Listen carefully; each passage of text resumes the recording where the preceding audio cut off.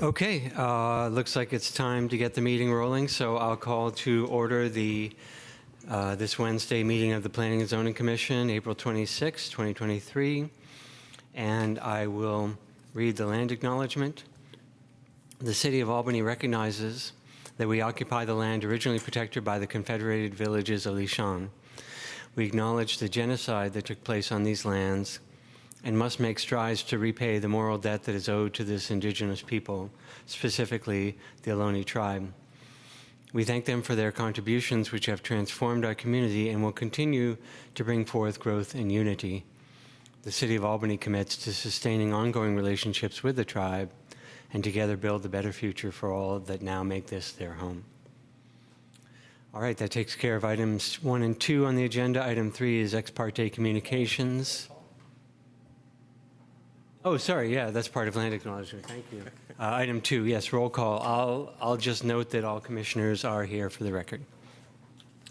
And ex parte communications, this is for any written and verbal communications between individual commissioners and a party with a real interest in a pending commission decision. Anyone have any to disclose? No. Seeing none or hearing none, I have none to disclose either. We'll move to the consent calendars. These are usually considered and voted on in one motion, but members of the public and commissioners can pull an item for discussion if necessary. Does any member of the commission wish to pull an item for discussion? I don't want to pull an item, but I do need to recuse myself for item 4-2, 1021 Cornell Avenue. I just live within the recusal boundary of that. Okay. And anyone else want to pull an item or have a, okay. Mr. Chair, if I may, on 1021, just one modest change that the applicant has suggested that would like to just mention at the appropriate time. Okay. And we do have a hand up remotely. Okay, great. So no further items from the commission. Let's go to the member of the public who might want to pull an item. Jeremiah, please go ahead. Item 7.2 regarding the off-street, on-street parking requirements. Okay. And does any member of the public here in the room wish to pull an item for discussion out of the consent calendar? Seeing none, why don't we just go ahead and do the items one by one? And do I have a motion to approve the meeting minutes? Sure. Motion to approve item 4-1. Okay, we have a motion and a second. All in favor? How about we just go with hands raised or voices? Aye. I'm afraid you have to do a roll call vote for remote, partially remote. So the direction we've gotten from our city attorney is to do roll call votes. Fair enough. Commissioner Waddy? Aye. Commissioner Moman? Yes. Commissioner McLeod? And I'm sorry that I'm always forgetting your last name, Commissioner Hudson. Thank you. And I vote aye as well. So that's unanimously approved. Item 4.1. Now let's move to item 4.2. We have one recusal on the commission, and we had a member of the public who wished to speak on that item, I believe. So go ahead and. Actually, I believe Mr. Pinguello was addressing item 7.2, which is not on the consent calendar. Sorry. On this item, I did want to mention that the applicant would like to make a small addition to the rear of the property to create a closet. So it's technically a little bit more than what was in your staff report on the original plans, but it's certainly not substantive in terms of any impacts. Can you just, is there a little description of how that closet will be accommodated in the plans? Yeah, I can just share my screen if that's all right. So this is the upper level. And there's no change to the lower level, but it's this area up here. I'll zoom in. Am I getting this right? Actually, I think this is I'm going to the wrong set of plans. This is the original. Let me stop my share for a second and make sure I've got the right setup.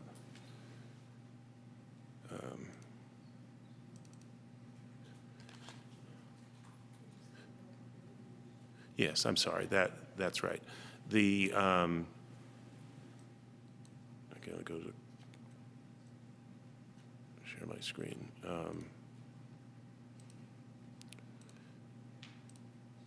It's this small area back here that we're just expanding the area in the back of the property, the back of the home. Okay, so the little bump out to the right is the That's right. proposed closet, which is not in our original plans.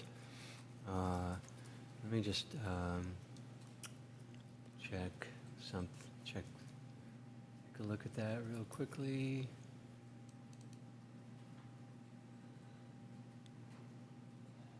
And 1021 Cornell.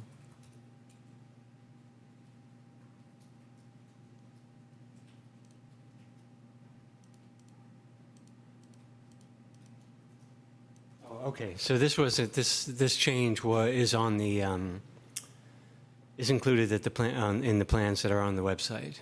I believe so, yes. Yeah. Okay. Yes, you made that, and you informed us about that previously in email, correct? Right. My colleague Sabrina did, yes. Great. Okay. Any other discussion on item 4.2? And no member of the public pulled that for discussion, so let's go ahead and take a vote on approval of this item. Would someone please make a motion? I move for approval.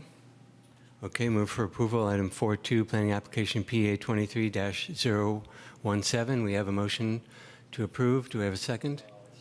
Okay, we have a motion and a second. Commissioner Hudson? Commissioner McLeod? Commissioner Moman? Yes. Commissioner Waddy? Oh, and you're I'm recused. That's right. Thank you, and I vote yes as well. So 4 yeses and 1 recusal. All right, thank you. Moving on to item 4.3. I'll recuse from this item. Okay, another recusal. Planning application for design review and first floor addition and major remodel at 921 Pierce. There was no one wanted to pull this for discussion, and there were no members of the public who wanted to pull it. So if there's no discussion, Move to approve item 4-3. we have a second. Thank you. We have a motion and a second. And Commissioner Waddy? Aye. Commissioner Hudson? Commissioner McLeod? And I vote aye as well, and we'll note 1 recusal. So 4 ayes and 1 recusal. Okay, that takes care of 921 Pierce, also approved. So, and if you were here for that, congratulations. All set? Yeah. All right, we'll move on to announcements and communications. Does staff have anything they want to share? One little piece of good news. The northern section of the California chapter of the American Planning Association has awarded our San Pablo specific plan an award of merit. I'm glad Jeannie is here to hear that as well. So we're happy to have gotten that news about a week ago. That feels great. I was looking for something, some notification on a website somewhere so I could post it on social media, but I didn't see anything public. So It's public. I think it might be in the e-news. I'm hoping it's in the e-news. I'm not sure I looked at the yeah, I was wondering if there's something public it's in the e-news last Friday. posted by them, Oh. that organization. But yeah, I did see it in the e-news. Yeah, so thank you for that. Thank you. Yeah, that's great news. All right, we'll move on to public comments for people. This is item number 6, persons desiring to address the commission on an item that's not on the agenda. There's no one here in the room. Is any member of the public online wishing to make a comment for an item that's not on the agenda? Any hands raised? Yes, Chair Pilch. Mr. Pinquello, please go ahead. Good evening. This is Jeremiah. My family's been in Albany a long time. My family owns plenty of real estate in Albany. I was just wondering because I've done a lot of work on the houses growing up since high school, and my dad's always told me that if you own the property, you could do your work, you could do the work yourself, and you don't have to have a general contractor's license or something like that. I was just kind of double checking. I've done a lot of tile, I've done a lot of flooring, countless painting, and just everything really. But I was just wanting to double check, to see if that's really true or not. If an owner of a property does the work, him or her, or they or themselves, they don't have to have a general contractor's license. Just wondering how that all works. I never got my general contractor license, but my dad and my uncles and the rest of my family does. But so yeah, I was just wondering the technicalities on, if you own a property and you want to do the work yourself, are you allowed to without having a special license? But in that case, does it have to be inspected, right? If you're doing electrical work, especially, does it have to be inspected, sort of thing? And then on a side note, I was wondering about the tool lending program at the recreation department. So let's say a homeowner wants to do some minor renovations. Are there basic tools available like a hammer or, a pry bar or a drill, or a table saw or something? I was just wondering how that program is doing, the tool lending program. If someone needs to borrow a ladder, or some supplies. I was just wondering if this commission has anything to do with that tool lending program, and they could recommend it to people doing projects on their homes, minor renovations, say, hey, if you want to do this renovation, there's tools available. City of Albany provides a tool lending program. You just got to sign it out, sort of thing. I was just wondering if that program is still up and running, how that works, basically. And if someone wants to donate tools, if someone wants to donate a ladder, and it works functionally, nothing's broken on it, or someone wants to donate a hammer or something as useful as a screwdriver or a Phillips screwdriver. So yeah, just basically what's going on with the tool lending program, and is it true or not about if you own a property, can you do work yourself without being a registered licensed general contractor? Thank you. Any other speakers for public comment? I'm not seeing any other hands raised. Okay, thank you. So taking things one at a time, do we have a tool lending program? I know we used to. It's been quite a few years since I've heard anything about it. I think the city of Berkeley also has one. If we have one, it would be through the Recreation Department, not through the Planning and Zoning Commission.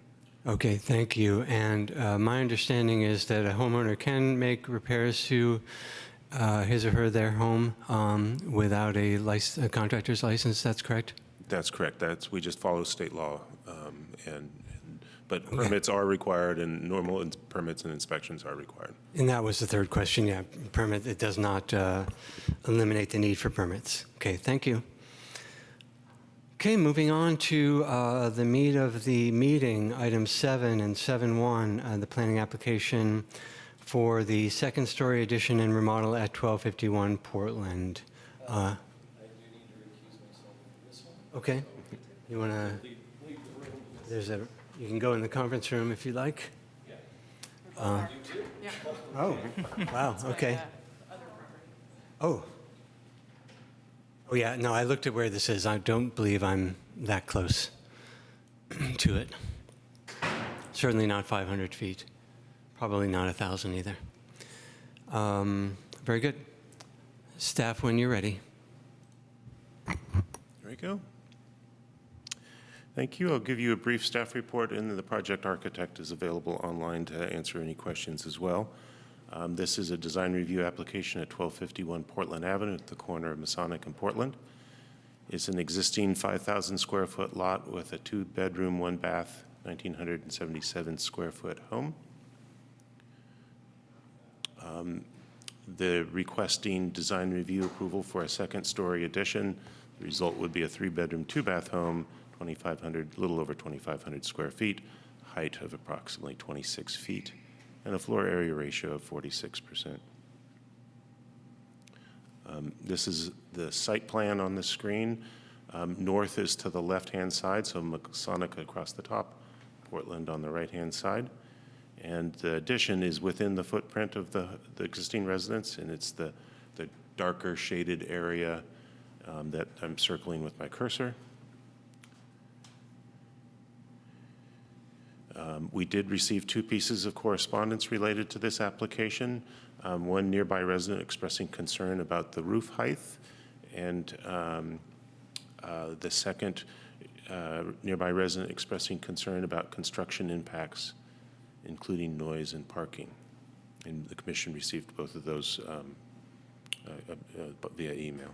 And those emails are also attached to the webpage. We are recommending approval of the project, subject to the standard findings and conditions of approval. And as I mentioned, the project architect is online and be happy to answer any of your questions as well if you have any for her. Okay, let's go ahead and allow the project architect to speak. It's not required that they say anything at this time, but they may make some brief remarks, and then I'm happy that they're available for questions as well. Okay, Emmy, if you could just, at the very least, introduce yourself, that would be great.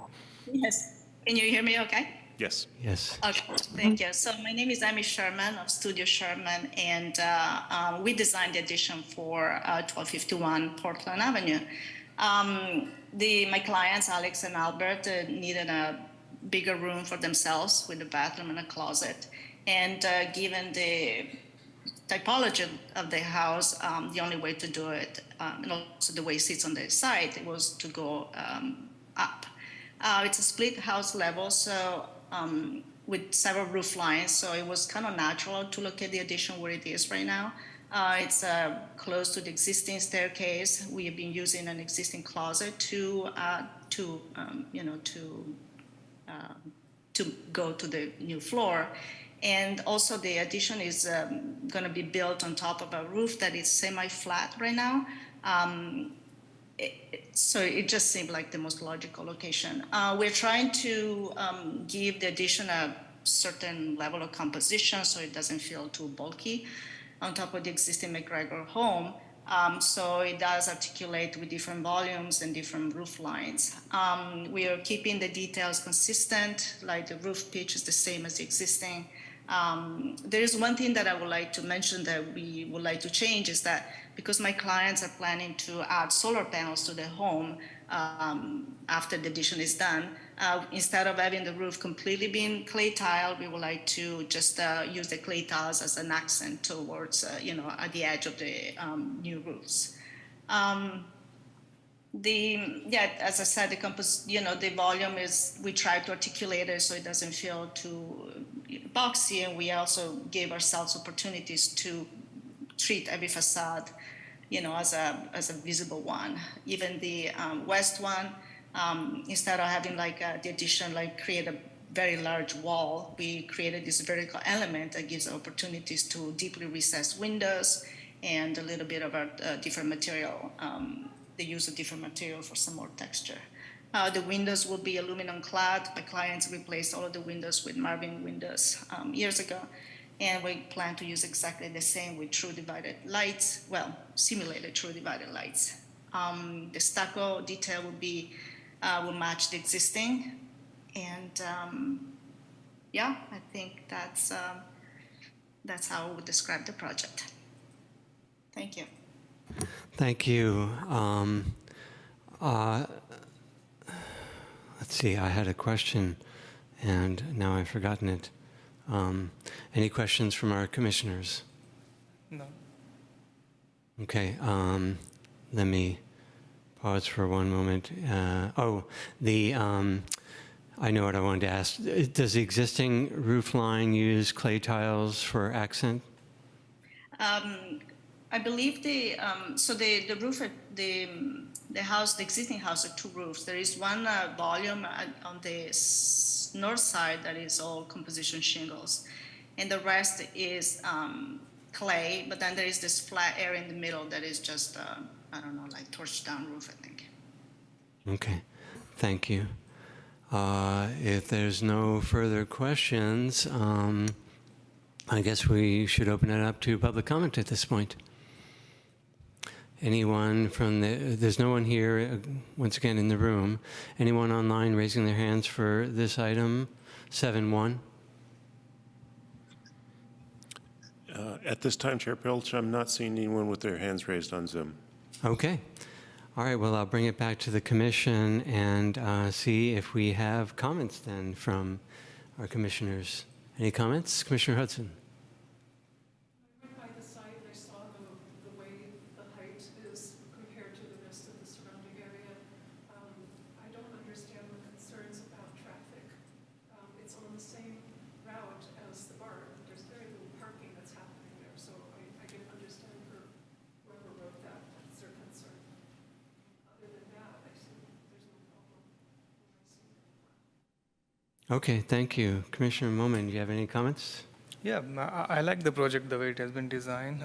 It has been handsomely designed. It keeps the consistency of architectural character, and the fenestration, the massing also has been done quite thoughtfully. I like the way the elevations has been composed. Even the side elevation is nicely designed with stacked windows and interesting features that will be visible from a distance. So yeah, overall, it's a nice project, and I'm happy to support it as proposed. Okay, great, thank you. I will note that at 46% FAR, it does require, it does invoke the, I'm forgetting the language. Exceptional design. Sorry? Exceptional design. Yeah, the need for exceptional design or to apply exceptional design standards. It seems, so I'll make my comments. I'm not an architect. It seems like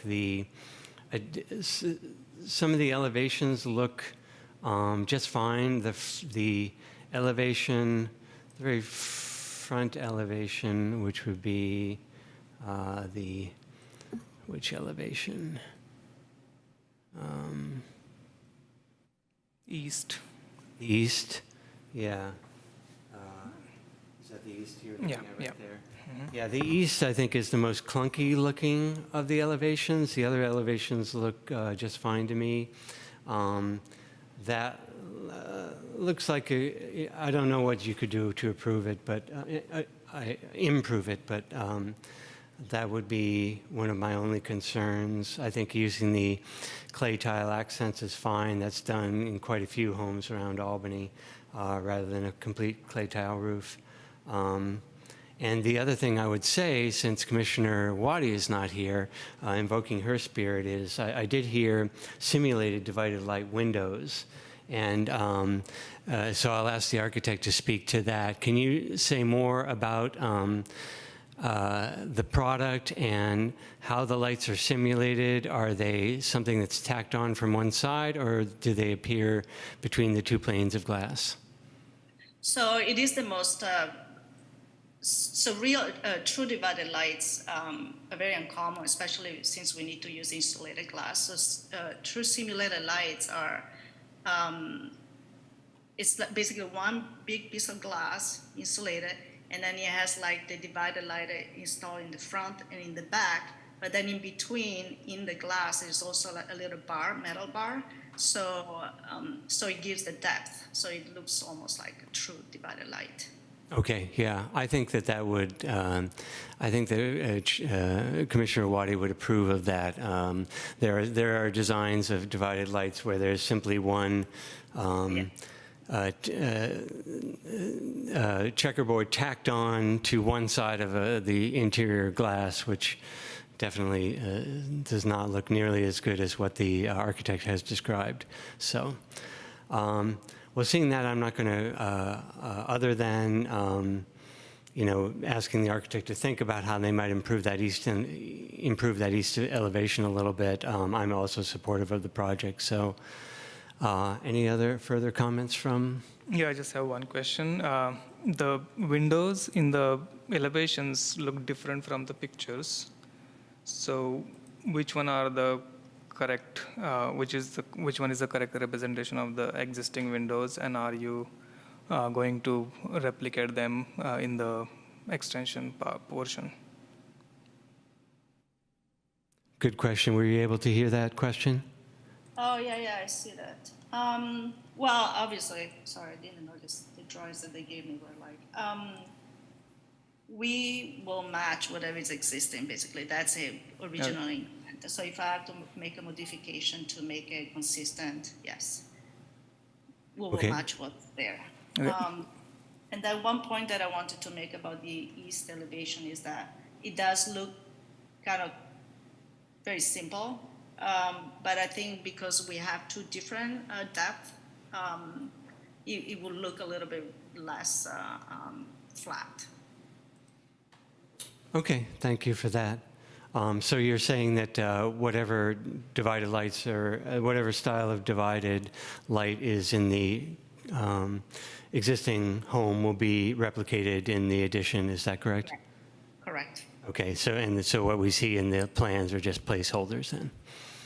Yes, correct. I'm sorry about that. Yeah, Okay. I can submit a revision with the correct windows as well. Okay, great. So do we have then a motion? Yeah, I motion for approval. Okay, and just to make sure we get it for the record, it is planning application 23-013 for 1251 Portland. We have a motion to approve. Do we have and a second? And I'll do the roll call. Commissioner Moman Yes. and Commissioner Hudson.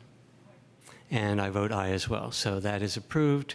And we do have a 14-day appeal period, which I probably should have noted for the other applications as well. And story poll should remain up during that time. Okay. And we can call the other commissioners back for item 7.2, I believe. Oh, thank you, Jeff.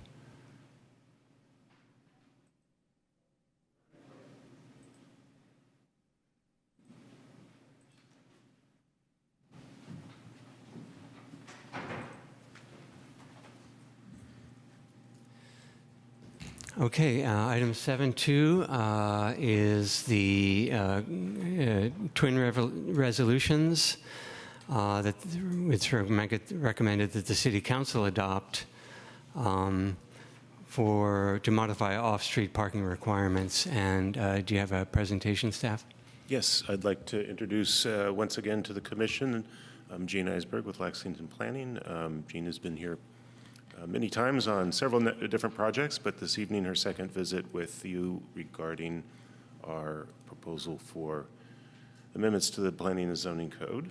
And I'm going to set this up for her and then turn the slides over to her to run. Bear with me just a second. There we go. Okay, good evening. So nice to see you all in person. Thank you for having us back tonight. We do have on the Zoom, we have Patrick Siegman, who you met last time in our study session, and so he's available to answer any questions, and he may have some comments as we're talking. So can we put him as a panelist too? Oh, Okay. Oops, sorry. Thanks. Okay, so just to recap, we're talking about implementation of Assembly Bill 2097, and this was passed by the legislature last year and went into effect in January. So this bill eliminates parking requirements for most uses and projects, housing, commercial uses located within a half mile of major public transit. The exception in state law is motels, hotels, and event centers. And last time we talked about how this would apply to almost all of the city of Albany, except for the very eastern edge of Solano Avenue and the residential neighborhoods there, and then wouldn't apply to the waterfront district. Now, when we met last month, we had unanimous support among the planning commissioners for what we called the second option, which was to implement and codify this law citywide, with the exception of the waterfront district, which requires voter approval to amend. And so we also had heard general support for the idea of establishing maximum parking requirements. That is not something that's required by state law, but is something we discussed last time, and so you see that in the packet tonight. So that was in addition to removing the minimum parking requirements. We've received a number of public comments to date. At the last study session, we received 2 letters, and we received another one today. And we heard from a few speakers at the last meeting, and overwhelmingly those speakers were also supportive of the same option that the commission selected, which was to codify AB 2097 citywide.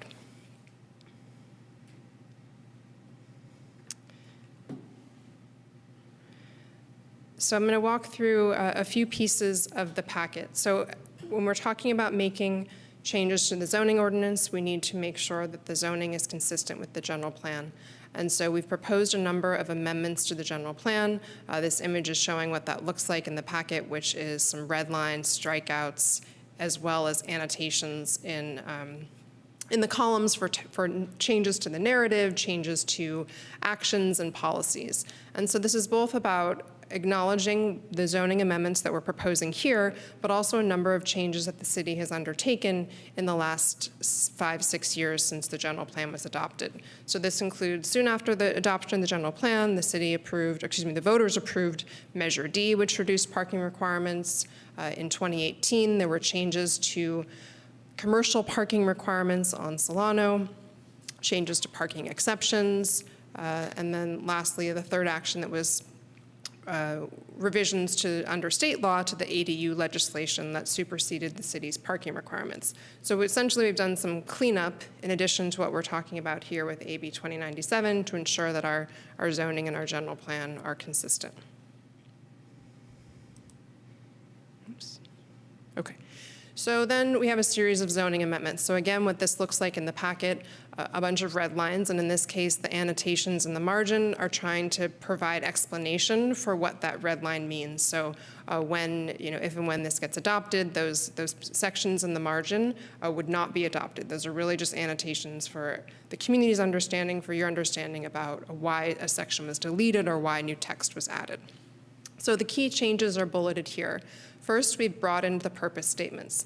This whole chapter was originally written for parking requirements, but now there's bicycle requirements, there's loading requirements, and the city has taken a broader view in its general plan and the climate action and adaptation plan about transportation more generally. So the purpose statements now talk more about multimodal, about bicycles, about pedestrians, about safety, which are things that are included in the text below that.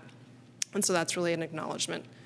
Key number 2 is the elimination of minimum parking requirements. 3, establishing maximum parking requirements. And then 4, we've done some reorganization. So because the standards for the waterfront district need to continue to apply, we're not proposing a voter amendment at this time. We've really created a section that distinguishes regulations that apply citywide, including the waterfront, and exceptions that apply citywide, and then a separate section for the waterfront, so it's more clear where you need to look if you have a project. And then lastly, we have a number of strikeouts, just processes that are no longer relevant. If you're no longer requiring parking, you no longer need certain exceptions. You no longer need certain waiver processes. Oh, whoops. This one. Okay. So no changes are proposed to that waterfront zoning district in terms of the standards, just reorganization, and then no changes to bicycle parking at this time, and that's because that's not a part of AB 2097, so it's not in our particular scope here. We recognize there may be some interest in doing that, which would be part of a separate future effort. So this is what the new standards look like. This is a residential parking table. We have consolidated some of the uses. So for example, in the fourth row there, it says multifamily dwelling. Previously, there was a senior housing standard. There was a mixed-use housing standard. There was a below-market rate housing standard. So we've done some consolidating. But you can see the land use is listed in the first column. The second column is the minimum parking requirement. So for everything, that's 0. Then we have a column for maximum parking requirements. Single family and duplexes, we haven't identified a total maximum. So, there's 2-car garages out there now. Someone could come in and propose that, but we have established a maximum of 1 covered parking space per unit. And so that would suggest a new project couldn't have a new 2-car garage without asking for an exception. Otherwise, the maximums are generally set at the current minimum. So for example, the current minimum for multifamily is 1 space per unit, and so now we've set that maximum at 1 space per unit. This slide is showing the non-residential parking standards. So right now, there's a couple pages of parking standards for commercial uses, for public industrial uses that would continue to apply on the waterfront. However, for all other districts, we're proposing these blended rates. So the first 2 rows are showing commercial uses. Currently, on Solano and San Pablo, we're using these blended rates in the code. So no matter what kind of retail you have this one standard. If a business swaps out, changes from a retail store to an office, it has the same parking standard. And this takes into account that someone typically on Solano only parks once and goes to multiple businesses and things like that. We have established these new blended rates for industrial uses, for public uses, to try to, again, streamline and simplify those. So the staff report includes some pros and cons of what these proposed changes could mean. So you may recall that Patrick last time talked about how we shouldn't expect parking just to totally go away overnight. Projects are going to come in, they're going to propose amount of parking that makes sense for the market they're trying to attract, for the tenants that they're looking for. And so we don't expect overnight massive change, we can expect more incremental changes. Second, one of the pros is that this does reduce the amount of code regulation, the amount of city staff time, the amount of planning commission time devoted to things like waivers and exceptions for parking requirements, which are really generally, or I should say always, granted. So we can spend time on other things. Third, we expect that if projects do come in with proposing less parking, that will be a reduction in the developer's construction costs, which can in turn turn out to be increased affordability on behalf of the tenant, who is no longer paying for that cost of construction that the developer had to take on. We envision that this can help support multimodal transportation, and things like, as part of the specific plan and those zoning standards, projects there are required to provide a transit pass. That's something that could be considered for other projects going forward. And then lastly, it is well supported by other policy and climate goals in the climate adaptation plan and in the city's general plan and active transportation plan. On the con side, Patrick talked about this last time, there will likely be an eventual need for curb management of on-street parking. This may put more pressure on on-street parking, and so the city may want to think about more paid public parking, time limits to parking, particularly in some areas that become more active, parts of Solano, for example. The city may also want to consider a residential permit parking area. Second, all of those things would need the potential need for more enforcement by city staff, which could potentially be additional employees that manage that enforcement. And then lastly, the loss of revenue for the parking exception fees that the city's taking in right now, although we acknowledged last time that that really goes towards city staff time. So again, that can free staff up to do other things.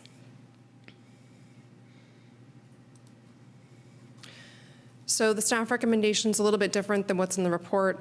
The notice did not go out in time, so we are asking to hold a public hearing tonight to consider any comments you have on the resolutions, on the zoning amendments, on the general plan amendments, but we're looking for your feedback, and then we would recommend continuing the item to a future date to make sure we get that public notice out. So that concludes my presentation. Happy to answer any questions. And again, we have our parking expert, Patrick, on the line as well. Thank you. Thank you for the presentation. And do we have questions from the commissioners? Anybody? Go ahead. Commissioner Hudson. I'm just wondering if the limitation internally might have an effect on businesses in this area. Her mic is off. Oh, can you turn your mic on, please?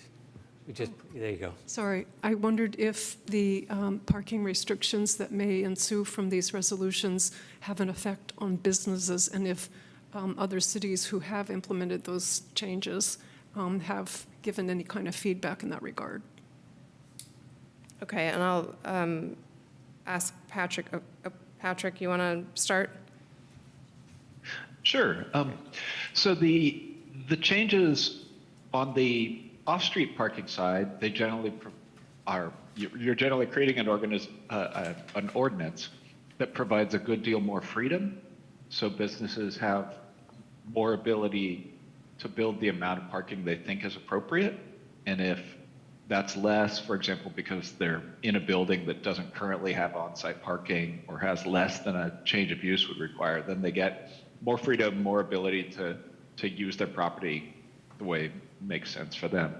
On the side of regulating the on-street parking, it really depends on the details of how that's done.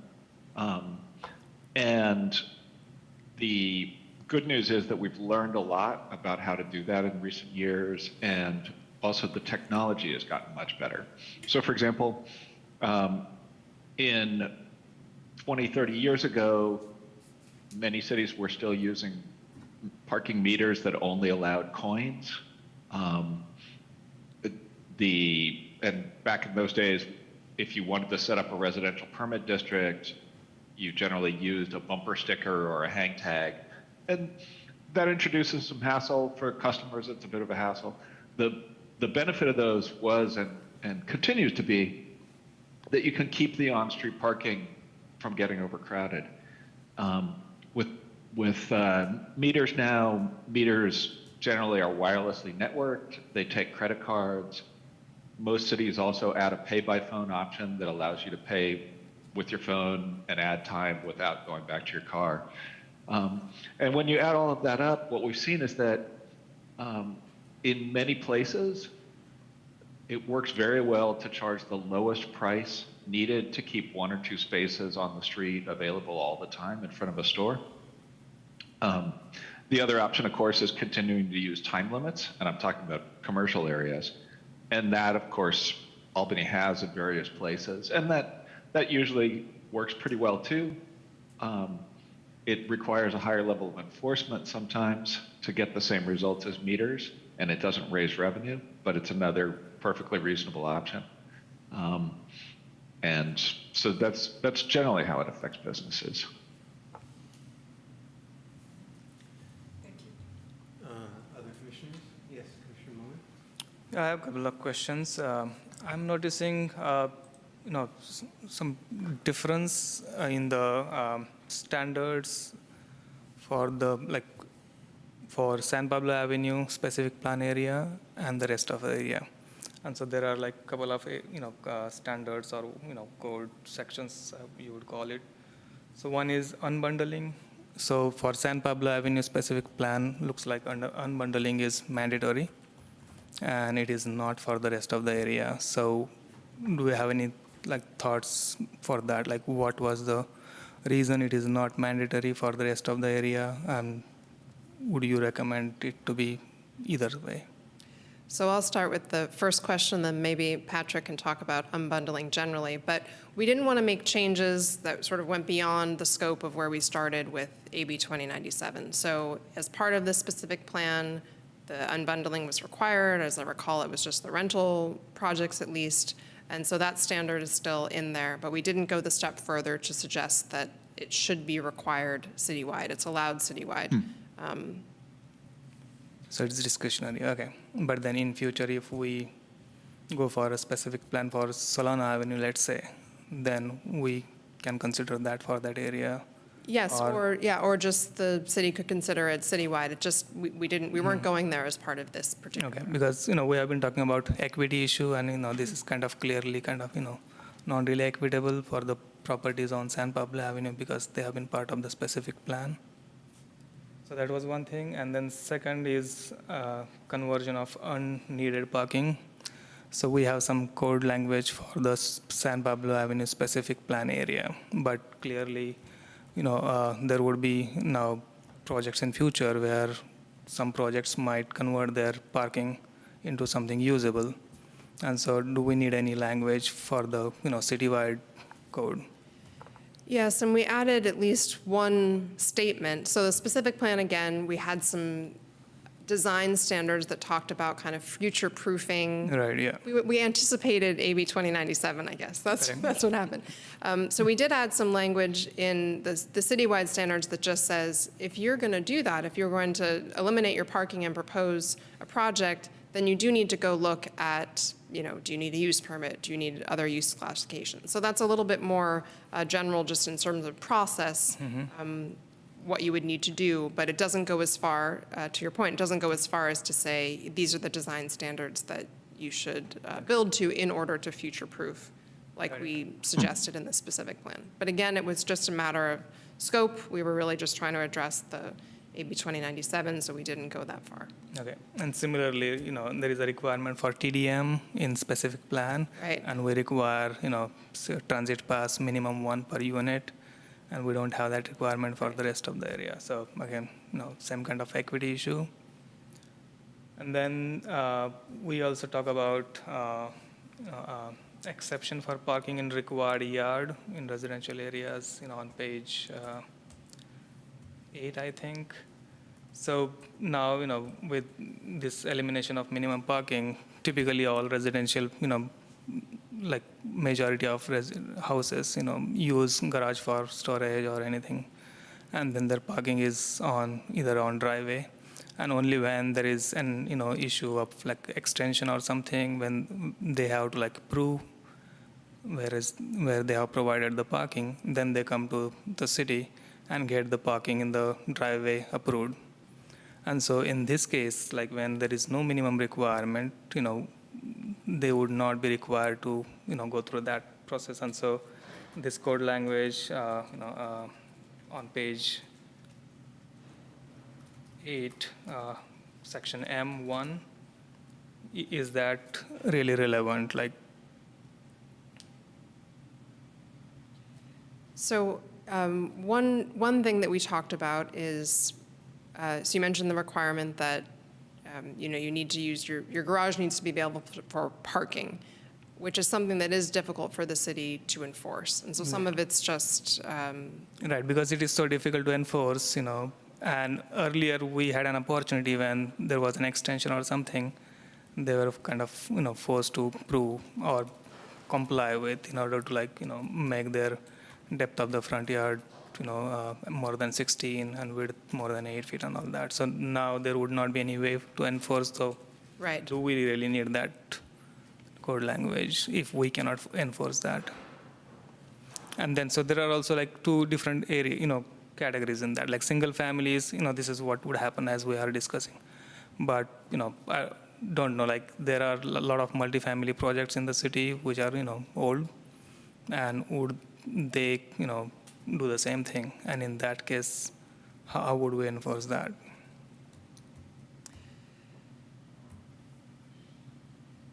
How would we enforce multifamily if they are Like, changing, 6 unit, project for, there are like a lot of, proposing to change their parking into, they're basically eliminating parking, but they are, literally parking in their driveways. You can see a lot of, multifamily buildings. They're like, their front yards are full of cars.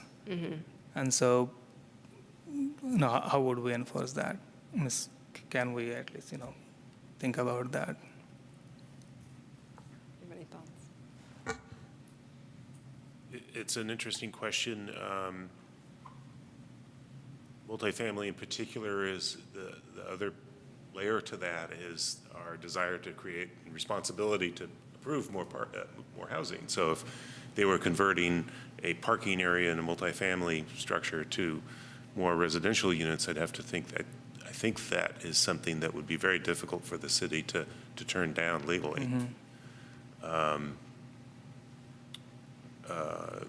So the scenario you're talking about is it's probably legal to eliminate the parking space, and then it becomes the question of enforcing that driveway parking. Right.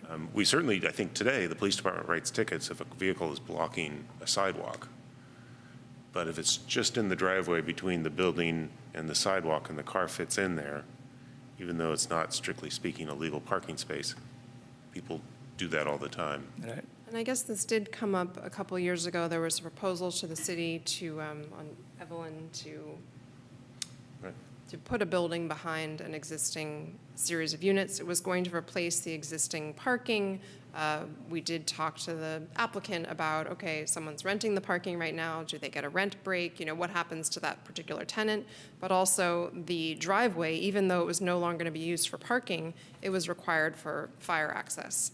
And so I could see that happening in other projects where it needs to remain clear and open for fire access. And so if there did need to be enforcement action, I guess that would be one way to do it. And I could imagine that on many sites that probably would still hold true, that you would need that access. Yeah. Yeah, so It's something we'll think more about as we right, exactly, yeah. That particular section needs some, work on. And then my last question is about, let me see, where is that?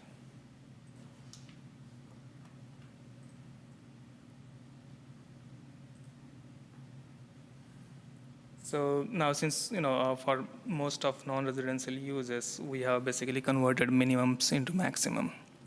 And that works fine with, retail and commercial. But what about the industrial? Like, we are making industrial maximum one space per 800 square feet of, their area. But we don't know, what is their actual parking requirement because, depending on their industry type, they might need more space. So in that case, they might be forced to come back to us and get an exception. So, have we done any feasibility check on that? So we have changed one of the exceptions to how to exceed the maximum. And so they Right. would need to come to the commission, request a major use permit in order to do that. Okay. There is probably out there right now in industrial uses, parking that exceeds the current ratios. And so it is out there now, but we Right. decided, we didn't want to set it too high. Berkeley's industrial is 2 per 1,000, so it's a little lower in that you do a little less parking. But 1 per 800 was sort of just a little below Okay. that, yeah. So basically, it could be dealt with on case-by-case basis. If they need more, then Then they 1 would have per to 800. request it. Okay. Okay, yeah, that's all I have, question. I'd like to add to that, and related to your previous question, if it's a commercial property that is eliminating parking there and adding square footage, that does come to the commission. You have a lot more discretion in your consideration of that, approving or denying it, depending on public health and safety and impacts and so forth. So Okay. if you would see those for sure. It's the residential ones where the state law may have some precedent over what you can do. Got it, yeah. Okay, thank you. And I have a couple of questions also. Just 2 quick questions, and I'll come back with comments later. One, I was just a little, and maybe you were mentioning this, but I was still a little confused, on the residential table for single and for 1 and 2 family, where it says, totally understand 1 covered per unit is the maximum, but then semicolon, no total maximum. Can you just explain that? I didn't totally get that. So our thinking was we weren't going to cap it. So someone could come to you, let's say they were building a new single family or duplex, and come to you with 4 spaces for the duplex, or four spaces for the single family. We just don't think it would happen. Someone may come to you with 1 or 2 spaces, but just didn't seem to be something that needed to be regulated. Got it. So in reality, there's just no minimum, but or are you trying to say what establishes sort of the as of right from something that needs a use, sort of a use permit or discretion? So we've left it open-ended, so there's, the minimum is 0. So Okay. the minimum is 0, and there is no maximum, but there is a covered maximum. So they could come in with 4 spaces, but they could only come in with 1 garage space, 1 covered space, and 3 surface spaces. Okay. Or more. It seemed unlikely.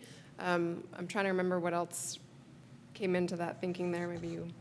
I think we were trying to avoid the 2-car garage kind of project, if at all possible. And just creating any nonconformities now, if there are. Got it. So to accommodate sort of the if you were doing a demo new construction of a single-family home, you could do 1 integrated garage into the home, and then kind of factoring in someone might choose to park in the driveway or something like that to accommodate additional needs, et cetera. Okay, And got and it. if you really need, if you're the applicant and you really want a lot of parking, you put the garage in the back corner of the property, and then you've got a driveway that's, another 80 feet, you can probably park 3 more cars. And if they really needed more, they could, again, request that through a discretionary action. Right. Okay. And then second question, more on the commercial side of things. So if you had, and I don't even know if this hypothetical situation exists in Albany, but if you had, let's say a situation where you had an existing restaurant which has greater allowance for parking in this proposal at 1 to 200. So let's say you had an existing restaurant that had that type of code compliant parking, and they did a change of use to a non-restaurant, like a retail store that has a lower parking.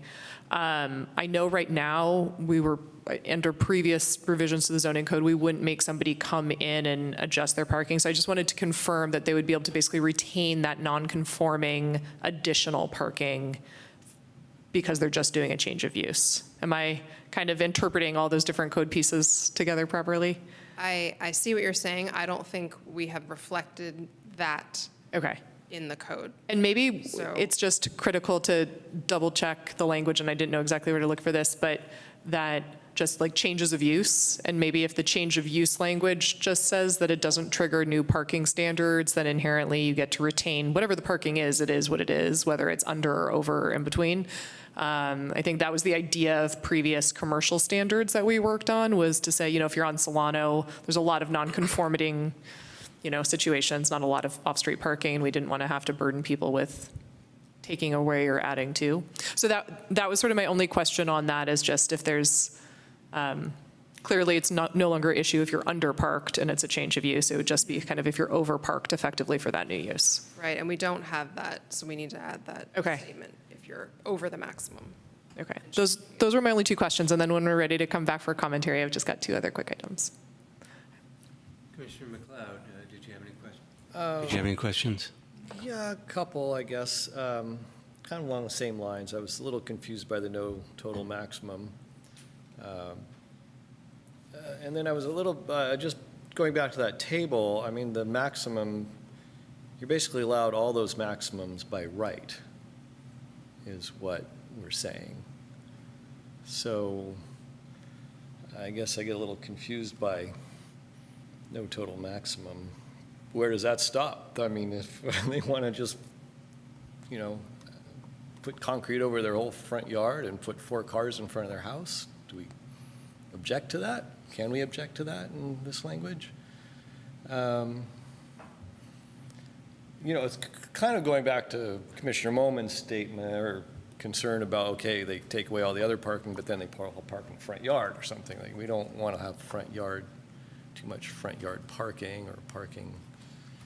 And we've had projects that have come to us where they've proposed putting paving on the front, basically in the front setback, front yard, and parking kind of sideways. And another one that wanted to pave over the front yard and park the car in front of the house, or 2 cars. And we said no to both of those. So how do we kind of avoid an aesthetic nightmare of, a whole bunch of cars parked in front of houses when we're allowing it by right in this language? I'm a little concerned about that. And then I was just wondering, it's obviously the easy thing to do to just flip the current requirements to maximums, but what kind of analysis could we do or should we do to figure out what would actually be appropriate? Maybe that's a question for our other consultant, because I've seen a lot of debate about what a maximum should be, and it's generally less than 1 for multifamily. So, you know, I've seen a lot of literature that says all these parking standards typically have come around with no real basis in any kind of scientific fact or data analysis. It's just kind of became a rule of thumb, and people have followed it since the 40s kind of thing. So, you know, I would be interested to know, like, how can we come up with a maximum that would actually be more appropriate, considering our climate action goals, transportation goals, you know, needs of businesses, et cetera. And then I'm confused also, large family daycare home, 1 per employee.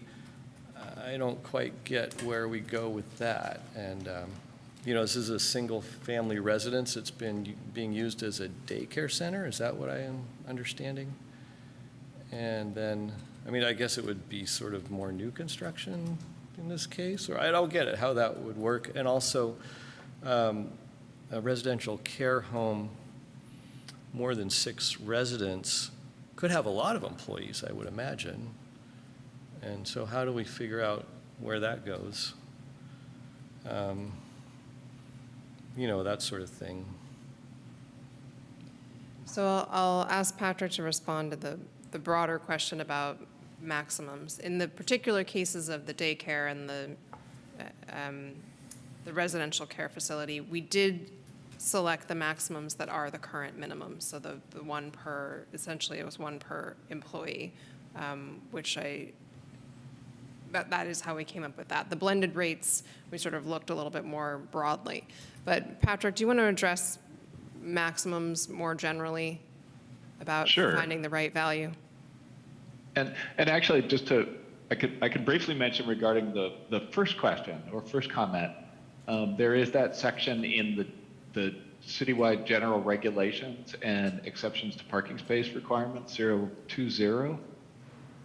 There is on page 5, paragraph B, is limitation on paved area of front yards. Any paved area between the front property line and front of the building shall be limited to a walkway, et cetera, and a driveway not to exceed 16 feet in width.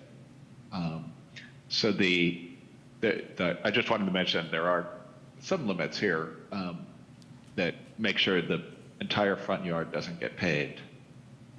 And then on the maximums, what we thought looking at this is that the current maximums compared to the level of household vehicle ownership and the level of trips taken by driving, it appears that the current minimums were low enough so that given the current conditions, it's likely that most projects would want to build either up to the maximum or less. And I say less if you have a project that is, for example, building workforce housing aimed at people who could pay lower rents, and certainly with affordable.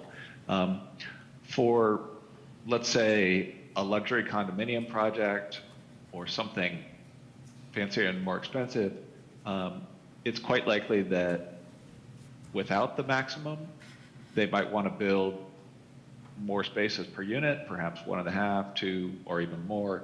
And this will constrain that without coming to the commission and requesting an exception. So it basically does limit, I think, the amount of vehicle ownership you're going to get on the residential side, and in order to balance supply and demand in a luxury project, you'll need to use prices to balance supply and demand. On the commercial side, these are also fairly low. They of course acknowledge that in a lot of the corridors, there's a situation with a lot of people parking in one destination and walking to other shops on one trip. So this also is something where I anticipate that unless people are in a constrained situation, they'll probably want to build up to this maximum, and that's,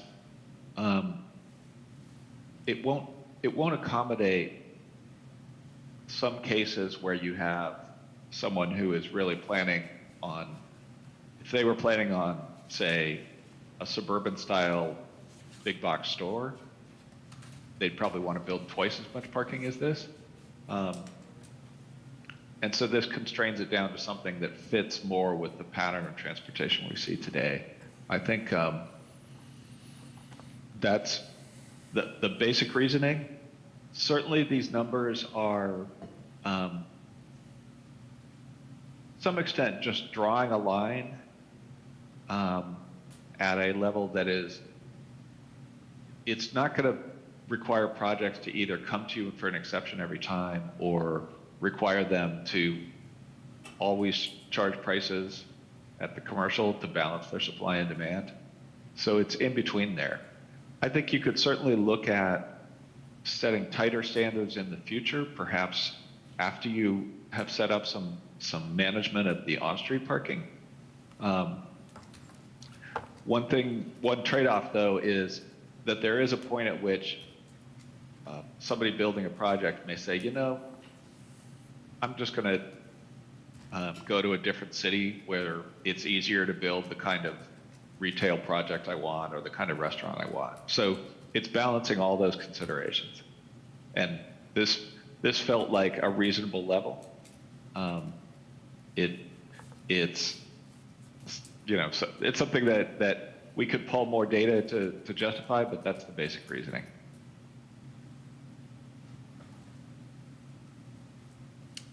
Okay. Yeah, it's good enough.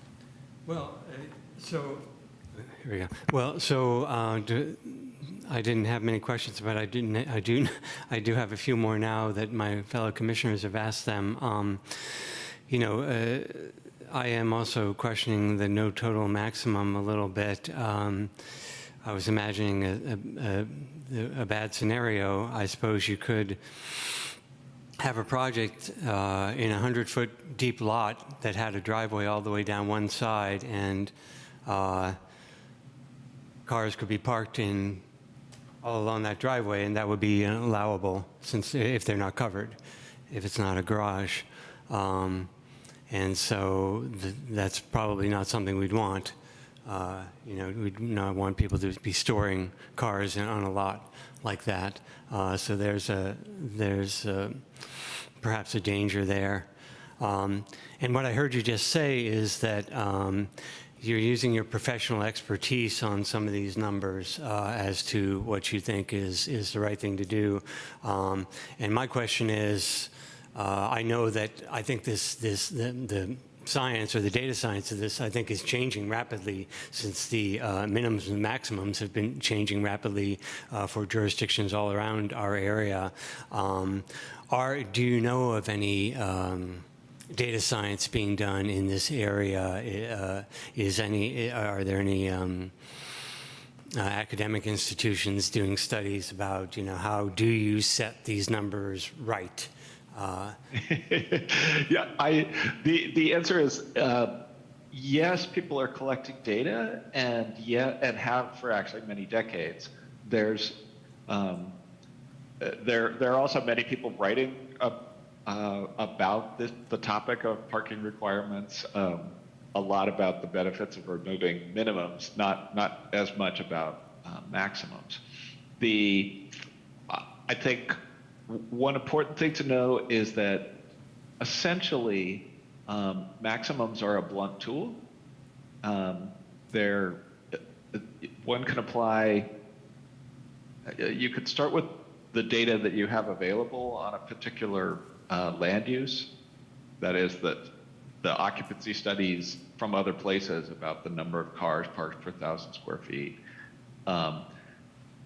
But ultimately, and you can use that to inform your decision, but ultimately, you're making a judgment call based on values about where to set that maximum. And so the considerations that go into that maximum are things like, how do we want to balance the desire to use parking maximums to drive up the price of parking, or bring it up from 0 to a level that will cause fewer people to drive, versus, might that cause a retailer that you want or another use that you want to go to a different town? Similarly, there's the question of how many times do you want people to come to this commission for looking for an exception to the maximums? And those kinds of things are judgment calls. So this is one where we could certainly pull out the data from the latest edition, for example, of the Institute of Transportation Engineers Parking Generation Report, and show the data that they have for typical demand, minimum and maximum observed. One real problem, though, with that manual is it is really entirely composed of single-use suburban sites with free parking, with a few rare exceptions. So then you have to try to translate, well, how does that compare to Albany, where the rates of driving are far lower than in most of the sites studied in that report. Yeah, fair enough. So yeah, one more thing I'll say is that we do have some data from many downtowns around California and the nation that look at, if you measure an overall downtown, for example, downtown Palo Alto, what is the total level of parking demand versus the total commercial square footage of all kinds? And that informs it too. So I took all of my knowledge of that into account in looking at these and saying, oh, these look like about right for a reasonable maximum. However, we did not spend a whole lot of time beyond that trying to go in and compare every single use to the data and make calculations and so on. So what I hear is the factors to weigh are many. The equation is complex, and also it's jurisdiction specific as well. So it's not, setting these numbers could be very difficult. Setting them right, and there's probably a lot of, well, okay, let me stop editorializing, and since we're only in the question part. Yes, so I had one more question. So you answered one of my questions about what does it mean if those are just notes on the side of on the side columns that won't be incorporated. But for example, in the changes to the general plan, page 430, there's a note that looks kind of in line to the text, and I wondered if that is also just a side note not to be incorporated, or if that is text to be incorporated. That was page 8. This is page 4-30 of the general plan amendments.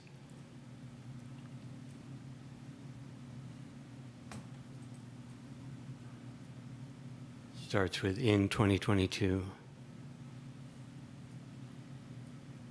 So in the general plan, that is proposed as new text to be added to Okay. the general plan narrative. Okay. So that makes sense, because that is in line with the text, whereas the notes that are out of line, so to speak, are on the side. Those are not meant to be incorporated. Got it. Okay.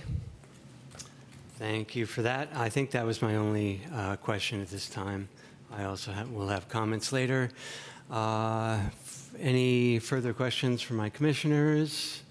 If not, let's go to the public. Once again, there's no one in the room, but we can see if there's anyone on the line, anyone online with their hand raised. And now would be the time to raise your hand to make a comment on this item 7.2. Chair Pilch, we do have one hand raised. Go ahead. Mr. Benguelo, please go ahead. Hey, good evening, everybody. This is Planning and Zoning Commission, right? I thought Planning and Zoning really dealt with private property. I don't know if you guys are aware, but there's an actual Transportation Commission meeting tomorrow night. A lot of talk about cars parking on the street. I'm not sure why this commission is really doing this much work on cars parking on the street. I think it has more to do with Transportation Commission for sure. And like, I've been watching this commission for the past few years, and it seems like 99% or 100% of the time, this commission always grants a parking exemption. You know, there's a two-story addition on a house, or even, I think last year or the year before, there was this new apartment building being built on, was it Masonic? By the BART tracks. It was a really nice presentation. It was a really nice building. I think you might remember it. But then at the same time, you granted an exemption for no parking requirement. And I'm like, so what's the point? Well, I mean, what's the point of even have parking requirements at all? Because, I mean, it seems this commission just gives an exemption every single time. I've watched this commission so often, and I've never seen that I can remember an actual, you know, making it mandatory that a development actually has to have off-street parking. Never seen it. So to me, this is really confusing. I think this is more of a Transportation Commission sort of deal, because then Transportation Commission is kind of left over with this commission's decisions. You know, you're putting cars on and off the street, but it has an impact directly to the Transportation Commission. I don't know. I won't even take up my whole minute. I just want to say that I'm just really confused on why there's so much talk in this commission about cars parking on the street when that's not even private property. That's public property. You know, but I think that there should always be an ADA spot on private property. If you're building a new house, building in a new addition, building an apartment building, you have to at least require one space for ADA. You know, if there's 6 or more units, there should be at least 2 spaces off street for ADA. So the only thing that this makes sense to me is making it mandatory to require an ADA parking off the street. Thank you. Okay, thank you. Are there any other public commenters? I'm not seeing any other commenters. But Okay, thank you for that. And I'll bring it back to the commission for a comment. Would anyone like to go first? Sure, I'm happy to kick things off. Okay, go ahead, Commissioner Keep White. it quick. So in general, I'm super supportive of this in alignment with the, you know, comments we had high level about the state law and sort of making even the rules across all of the residential parcels, even those outside of the technical boundary. So all in support of that. I'm kind of on the fence on the additional maximum that you guys were talking about for the 1 and 2 family, but I think it's fine as is. And one of the things that I'm trying to keep in mind is I think we're trying to kind of always like to think of this as like the 80% rule of trying to get this right for the 80% scenarios so that we don't hold up those projects and we kind of target that number right. But, you know, folks can get to this commission fairly quickly. I know projects, you know, are not stalled for months and months when they have to come before us. So I think knowing that if there is something unusual and something unique that comes up, there's an option. There's a path forward where where an applicant, whether it's residential or commercial, can present their specific situation to us and we can deal with it on a case by case. And I think we've been prompt in responding to those things. So I'm good with the majority of those edits on that front. More of just a commentary on the parking exception fees that I believe you guys are getting rid of, which I also support. I also think there was a recent court case that basically makes that necessary to remove. I think it was a court case relating to Palo Alto in some regard about them receiving fees and not spending them, which I think was the issue that was sort of raised here in Albany before as well, that, you know, we're not really known for building parking structures here as sort of city-sponsored activities. So anyhow, I think that's a great move in bringing us closer into conformity, likely with where we need to be legally. And then lastly, my only suggestion on this, and I'm kind of humming and hawing whether it's something that we need to do, and I've brought this up in conversations before, but it is about the parking in the front setback, and I know we're just not touching that and sort of letting that stay as a non-complying thing to do.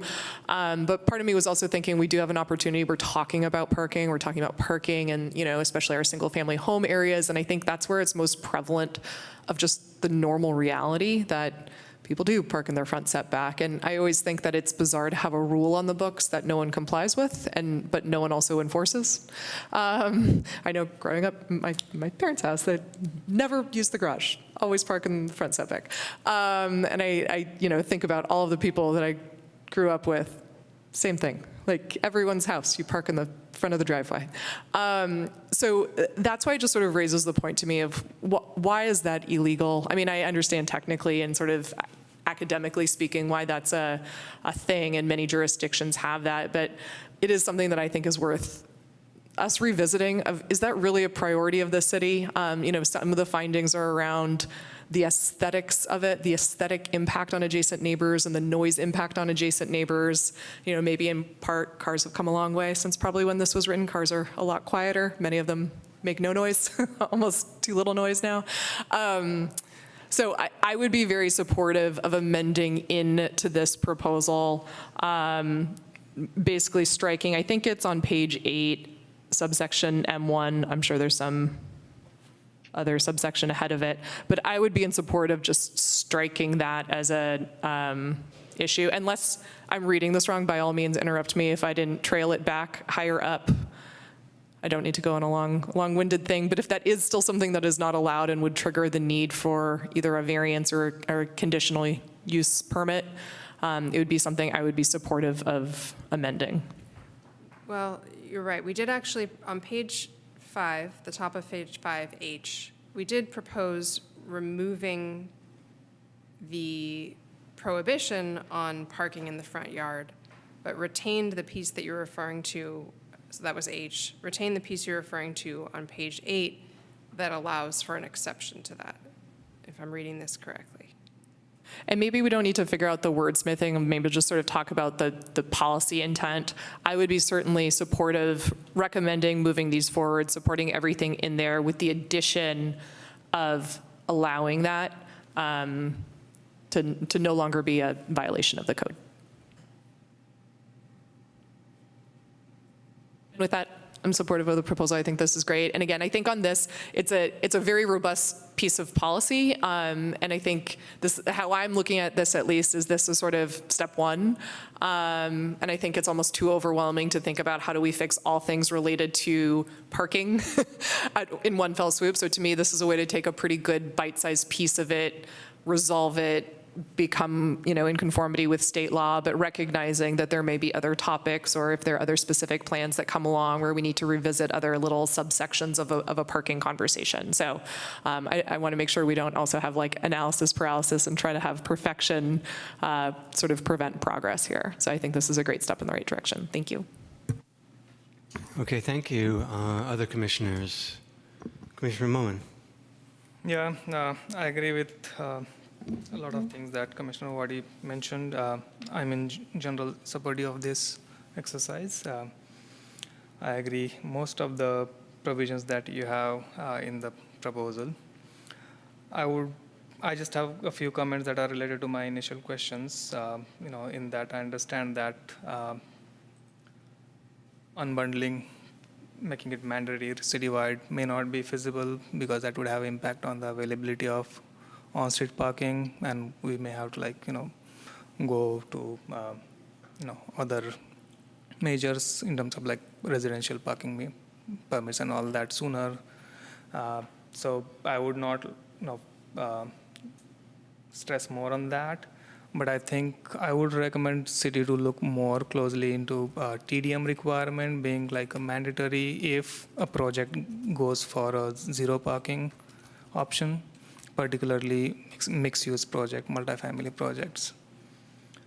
And then I did not see a lot of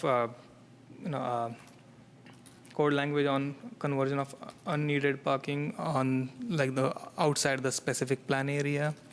So maybe something covering that would be useful.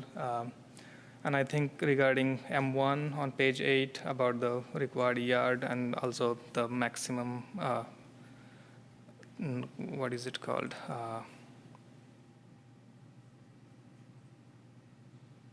No total maximum. I think the provision on page 5 limiting the paved area of front yards, I think is any useful provision. I think that could be used for that, so that we don't have too many cars parked in the front yard. So other than that, I don't have too many comments in general in support.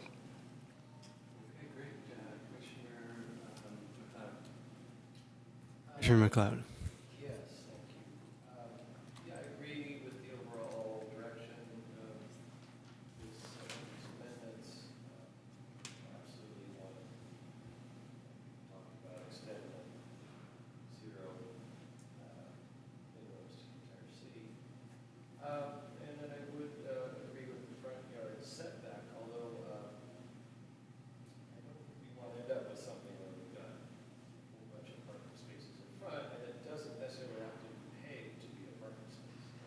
So I think the one project we saw already, we're putting grass paved rings, landing in there, and we're going to park on it. So it was going to look sort of like a yard, but they were going to park on it. So it doesn't necessarily mean that if it's not paved, it couldn't be a parking space. So I don't know, maybe there's some way to deal with that. That could be maximum number of parking spaces in the front setback. 2? I don't know. Depends on the size of the lot, I suppose. I mean, we've seen a number of projects that wanted up to a double wide driveway or even a triple wide driveway and put, had a garage, 2 cars in front, another car on the side. I mean, I don't know whether it's that should be allowed or not. Commissioner McLeod, I've been asked him if you could speak into the microphone, make sure it's on. Oh, I'm sorry. Didn't have it on. I'm sorry. Should I start all over? No, I support the whole project in general going forward.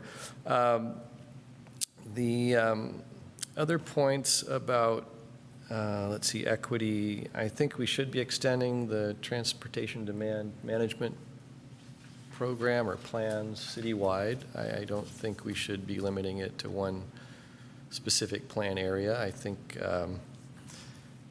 it's a good idea and it should be adopted if there's new housing or new multifamily or mixed-use projects going in somewhere that's not on San Pablo. And I think that should also be reviewed and revised and kind of made a little bit more rigorous or a little more robust. I think there's a lot more that could be done with that. It's at kind of a very basic level, and I know a lot of other cities have gone a lot further with that, required actual analysis of transportation patterns that they're expecting and providing, the availability of other services, car share, et cetera, as part of the transportation demand management plan. There's the Transform, the nonprofit, has a green trip certified program that I think has been very useful for some cities to use and some developments to use to actually figure out kind of where, what would be a good amount of parking, how to minimize it, how to provide alternatives. And I think one letter we got was, saying if we're minimizing parking, we do need to maximize, alternatives. And I completely support that. And I would also support unbundling citywide also, as Commissioner Moman said. And then regarding maximums, I would be in favor of lowering the maximum in certain categories. I think mostly multifamily. And I've read literature that said it should be 0.5 spaces per residence. The Albany Bowl project came to us and ended up with about 0.75. And I thought that was, not bad. It seemed like it could have been reduced. There was still kind of a lot of asphalt around that project that, what we're talking about is opportunity costs. Less parking means more space for other things, either green space or more units, more housing units, et cetera. So, and also in the first presentation that our consultants made, they talked about induced demand and that if you provide more parking, you get more cars basically and you get more driving. So I think reducing some of these maximums would be a good idea and in line with our transportation, active transportation plans and climate action plans. I think for single family, one covered per unit is fine. If somebody came to us and said, absolutely, for some reason I need a 2-car garage and there's a space for it, I don't think that should be unreasonably denied. So there is, I do like the fact that there is an opportunity. And the same for businesses if they wanted to come to us. Some of the big box retailers that were mentioned, as a possibility, probably are not going to come to Albany anyway because, there's no way we're going to have a big, huge sea of parking around a big box that they, typically want. What we want are like supermarkets, some kind of supermarket along San Pablo Avenue or, along Solano. We already have them and they have a lot of parking, but, we don't want to preclude them from coming. Sprouts is on San Pablo. Pardon? Sprouts is on San Pablo. Sprouts is, and they have a lot of parking out there. But it might be harder on the rest of the spaces that are left on San Pablo. Yeah. The other maximums I'm okay with, but I think I would really look at multifamily and reducing it to, I would suggest 0.75 as a kind of a compromise between too high and too low. And I do understand the idea that maybe, we don't want to have a lot of people coming to us. That would be one way to gauge whether it is too low, is if we get a lot of applications to exceed it. That would be, for me, the indication it is too low, but I think we could start somewhere at 0.75 and go from there. Otherwise, yeah, I'm all for this and looking forward to seeing it enacted. That's Okay, it thank for you. me. Thanks. Commissioner Hudson. Thank you for your presentation. I can see that these amendments are really going in a direction to increase public transportation use, to reduce car use. A lot of communities are going in that direction. I think, though, we really need to take into consideration an aging population who may not be able to take advantage, even if it's within a half a mile of their house or a half a mile of the business they want to patronize. So on your slide presentation, you mentioned some of the cons, and I would have concerns about permitted, timed, and also fee-based parking maybe having a detrimental effect on businesses, which has continued to suffer since the close downs that occurred. Hopefully, also, none of those permitted, timed, and fee-based parking situations would spill over into residential areas as they seem to have done in Berkeley. I think that would be really hard. I have a 25 by 100-foot lot, and my parking garage is at the very back of my property, down a long driveway I can no longer go down safely. So I end up parking my driveway, and in front of my house, there's barely a room for one car. So it's really tough. And I'm just one person, but a lot of these lots are drawn in Albany to be quite small. And so there's a limitation already to begin with. But if there's spillover from the commercial zones into the residential areas, then we may have some difficulties, I would say. And how do we count that? And how do we forecast? How do we project what might occur, since we're putting into place something that is based on current business, current traffic, current occupancy? So again, I hope we can back out of this garage if we make this change, if it doesn't work. But in general, I think it's a good idea, but I think we have to be adjusting it if we see things aren't going in the right way, such as businesses losing business or people in the residential areas having difficulty. Thank you. Okay, thanks. I think that thanks for all your work and your presentation. I think these changes I think you focused more narrowly on the parking requirements as makes sense for this item. So although I agree that there's other things that we want to do, like address unbundling and TDM requirements, I'm fine with this being more parking requirement focused at this time. I do look forward to us making sure we get all this other stuff in our work plan, though, which I think we still need to do. So the things that I've heard that concern me, I am I am concerned a little bit with the loopholes, like the entire front setback being parked with cars, or the driveway running the depth of the lot being parked with cars because of our no maximum. So I think we should do some thinking about that. Perhaps it's a non-issue. Perhaps in practice it would not be an issue, but I am concerned with potential loopholes. I do think it would be good to at least make the Transportation Commission and the Climate Action Commission aware of this item. I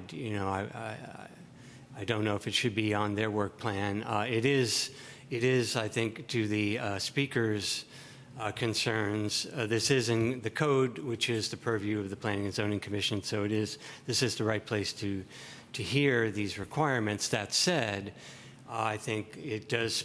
There is a nexus with the Transportation Commission's work and the Climate Action Commission's work, so it would be good for them to be at least made aware. And in terms of spillover, Commissioner Hudson, residential parking permits were mentioned earlier too, and that would be something that I would support as a way to make sure that the residential areas aren't impacted.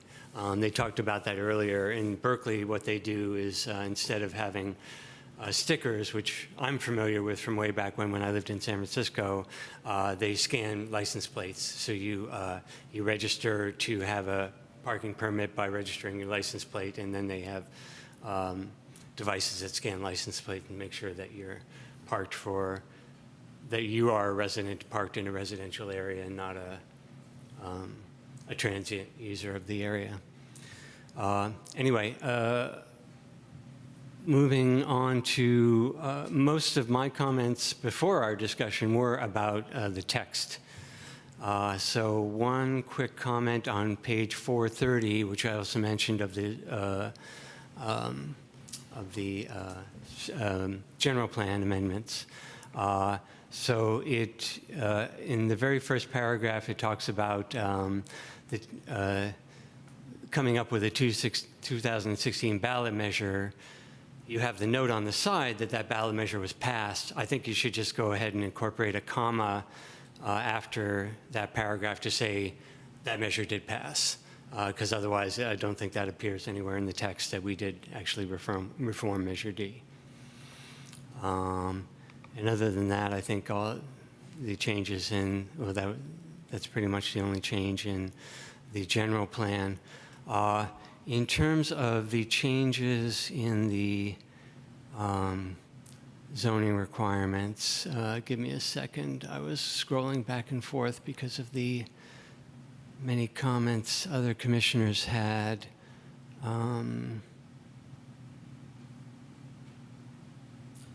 But what I found is that the text, although the text was changed to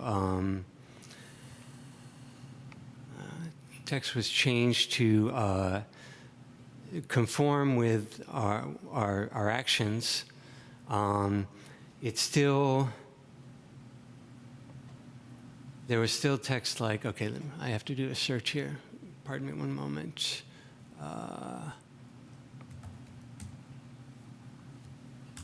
There was still some text that I thought was not, okay, yeah, here we go. So on page 7, for example, last paragraph, the new paragraph, provision of that the provision of the additional parking will not result in an overabundance on vehicles, or maybe that should be overdependence on vehicles. That's kind of squishy language. I think that because many would make the argument that we do depend on motor vehicles. Others might make the argument that we don't depend on motor vehicles. So I think we want to have language there that says that more about the conformance to the general plan and the climate action plan, or whatever other plans this refers to, rather than more, what's the word I'm looking for? Better than squishy, subjective language like that. Let's see, that was one place where I found it.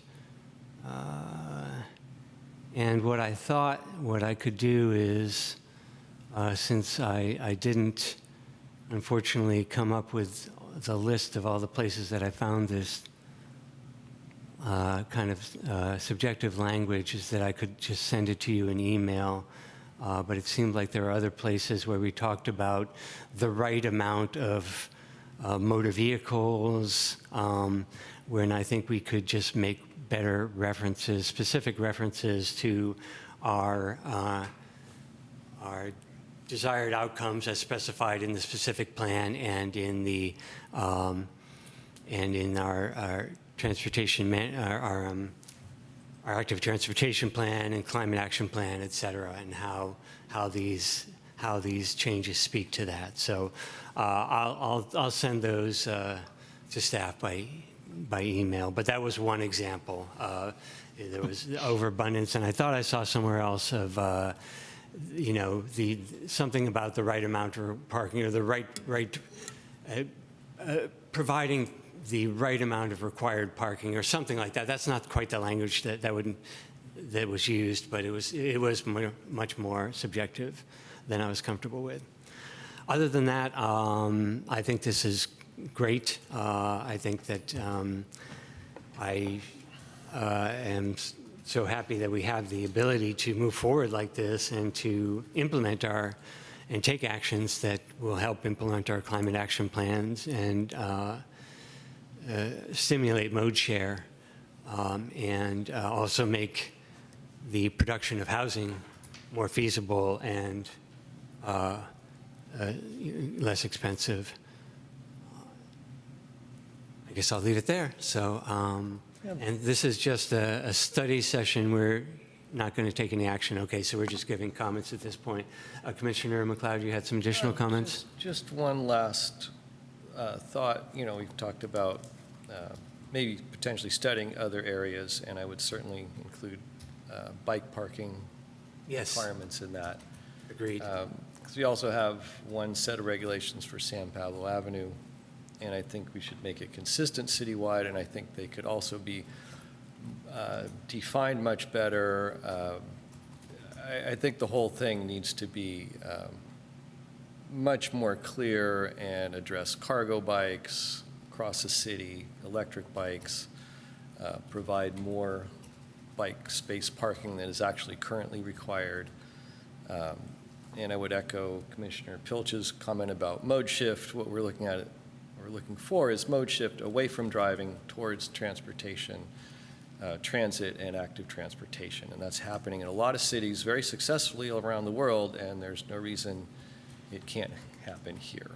So I would like to look at bike parking again. Yeah, thank you for Yes, bringing that up. Very specific way and make it very, clear and Thank you for bringing that up. I agree as well. Okay, further comments?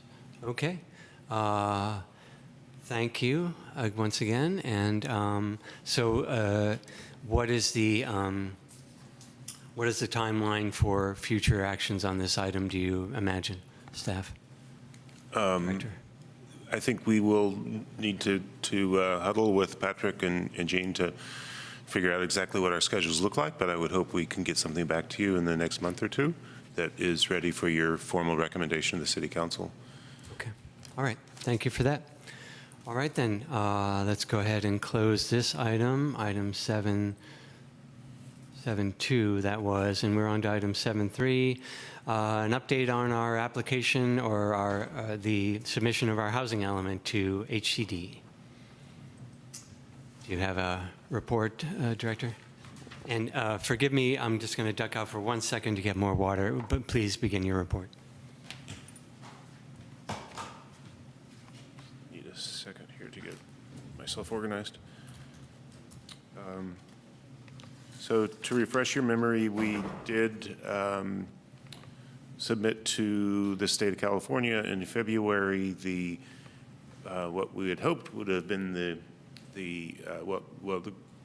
let me go back a little bit further. In January, you made a recommendation to the City Council to adopt the draft housing element. The City Council did do that in February. We sent it to the state as required by state law.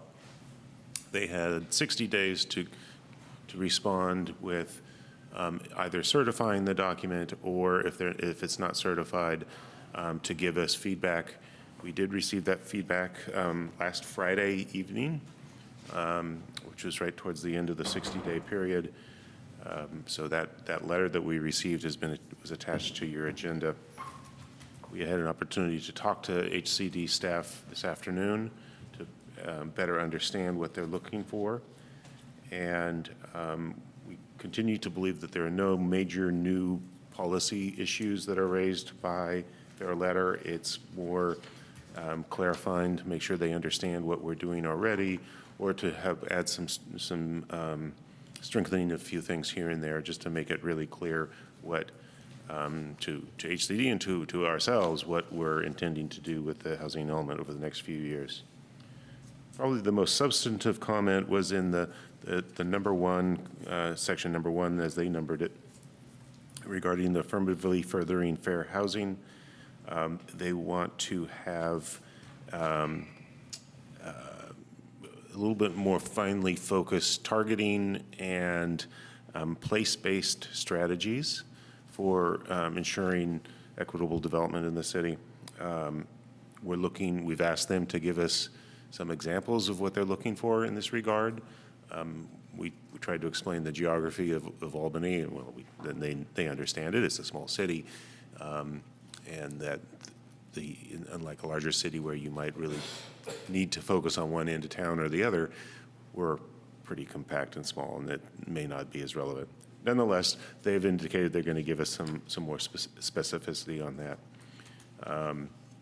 One thing I would mention that in the letter they make a comment on the on the 4th page. They says a statement that the element, once we revise and readopt the element, this is the first full paragraph, that we will need to readopt the element, meaning that it would formally come back to you for your formal recommendation, approval of a resolution, and going back to the City Council. In the conversations today, they indicated they may not be necessary. So a little bit of a gray area there. We're going to wait and see what exactly they're looking for back on to that affirmatively furthering fair housing question, irrespective of whether or not there's a formal approval process or just a consultation and information session. This will be coming back to you. You'll see every word that we're proposing to change to the housing element. And if we can do that without having to go through the formal process, great. We'll make it very transparent, but maybe we won't be able to do that. We'll see. One way or the other, we hope to get this wrapped up, get a draft internally, we'll work, Barry Miller and I will work over the next couple of weeks to make the changes. Bring that back to you probably your second meeting in May. And we'll see where we go from there, but we're going to try to get it wrapped up as soon as possible. I will note that,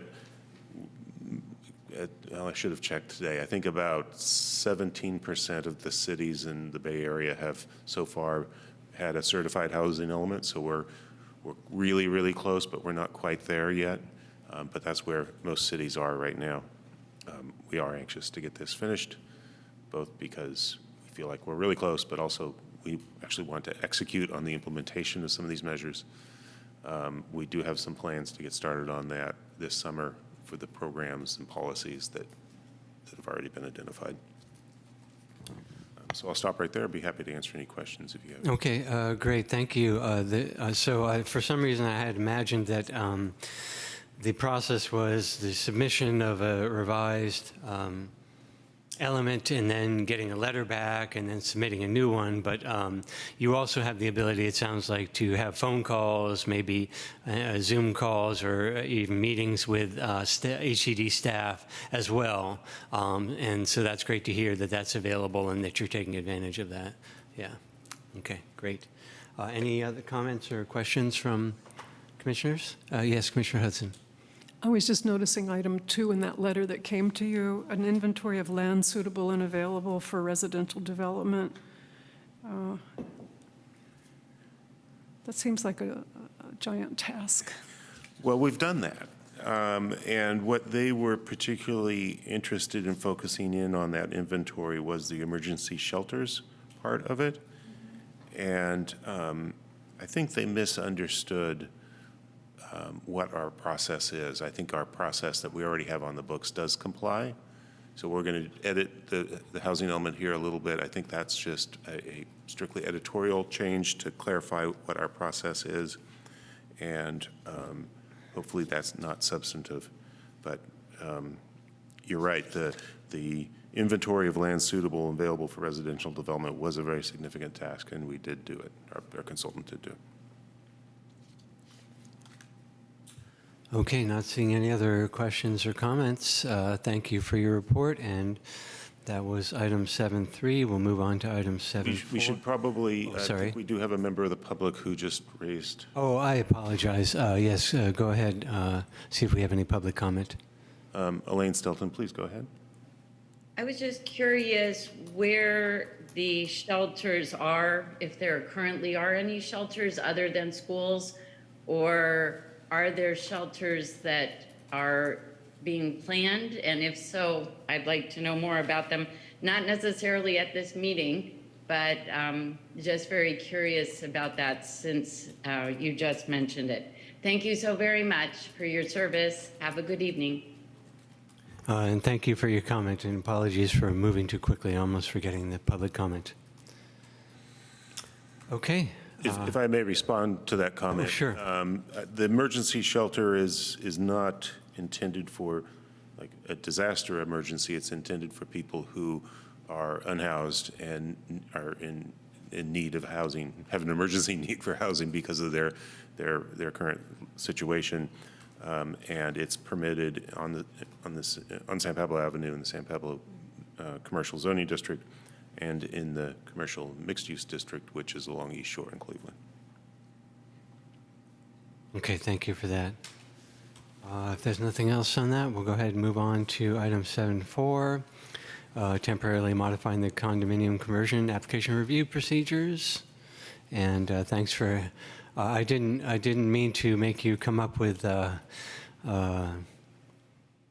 attachments for these items. I was just I thought that there might be some. I didn't see any. So, but thank you for coming up with. Yeah, no, I'm glad you asked, and it was our intent. It's we're just slightly busy.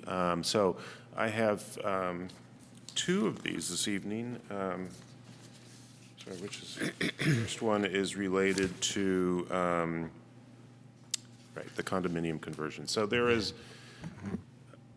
we don't use this code section very often at all. It's been, I think, more than 10 years since we've last looked at this. We have within our code a provision that allows multifamily rental housing to be converted to condominiums. The way the code was written, I think it was anticipated that there would be lots of these, and so there was a process set up that no more than 3% of the total amount of the housing stock could be converted per year, and that would be done in two batches of applications, the first one at the end of April and the second one at the end of October. And in fact, we're nowhere close to being 3% of our housing stock. In fact, if you recall, we had a study session probably about 3 or 4 months ago. Someone is converting a duplex to a condo. So we're talking about 2 units. And it just seems a little, they're not quite ready. And what I'd like to do in this particular case, at least for this year, is just work with the applicant. They've been very patient, and I need a little bit more time to work with them, get the application in good shape, and bring it to you whenever it's ready, rather than to just have to say, no, I'm not going to do this until October. Or have brought to you tonight an application that may not be quite ready. So I don't think any action is required on this. It's just that we'll go ahead with that, and we'll just bring it to you when it's ready. Okay, when the changes, when the text change is ready. And when the next time we're doing some cleanup of the municipal code, not when we're doing the middle of parking, but we'll clean this up at some point in the future and just get rid of this whole section. Okay, that sounds straightforward. Any comments or questions? Yeah, I support it. It's very reasonable. Yep, seems totally reasonable. You guys have a lot on your plate, so being a little flexible and people being able to do condos seems reasonable. I want to help this person as much as we can, as quickly as we can, but we have some other priorities too that we want to give to attention to. The second one, it relates, the next agenda item, if I may. Sure, 7.5. 7.5 relates to, let's see, I thought I had it open here. ADUs, and this is, so under state law, we don't bring to you any of the accessory dwelling unit applications. We're required to approve them administratively. We have on our books today a requirement, a maximum height of 16 feet and 1 story. Those are both development standards. State law now recently has changed to allow detached ADUs to go to 18 feet. State law doesn't say anything about the number of stories. 18 feet, you can easily accommodate 2 stories within that 18-foot envelope. And taking the totality of state legislative actions over the last half a dozen years about ADUs, they clearly their intent is that we see more of these and larger units, larger ADUs on a regular basis. So our inclination, we've gotten an application, in fact, that is for a ADU that is barely less than 18 feet, but they can fit in 2 stories, that we go ahead and approve that, and that will essentially not enforce the 1-story requirement that is currently on our books, because I think if we were to do that, we would probably run afoul of the intent of state law. And I just think that would be, we're not going to see a lot of these, but we do have one, and I just thought I should run that by you before we just start to do it. I have some comments about this item, but first, are there questions from this, from the commissioners? Yeah, so the state law doesn't have any reference to the number of stories? It's just, okay. And then how is the height measured? Like, is it assumed to be like flat roof, like with slight pitch, or if it is like pitched, would that be averaged, or? So we go from grade to the top of the roof. So it would be a flat roof ADU, and you can now have 7-foot floor to ceiling heights. So you could have a step up, a 7-foot bottom level, say a foot between the 2 levels, and then another 7-foot and a foot for the roof. So you've got enough room to easily get two levels in. Okay. So for ADU, 7 foot is okay. Building code allows it. I'm not sure I want to thought 7 necessarily foot do it, 6 but is it's legal. minimum. I thought 7 foot 6 is minimum for habitable It's space. 7 feet now. But even if it's 7.6, there's enough room Okay, to do that. within 18 feet, yeah. Yeah. And then if there is a sloping site, then there would be some interpretation, right? Again, we measure the maximum from so if it's a sloping site, we would go from the low end, we would go from the low end of the site. Okay. You would average that, is that what you're saying? No, we don't average it. Oh. Really? So you might need to step it down. Or should it be measured from the point of entrance? Right. Because that would be the the grade inside. But, like if it is sloping on the opposite side, then it would be difficult for 2 levels. If you are entering at a higher elevation and it slopes down, the height might be taller on the other side.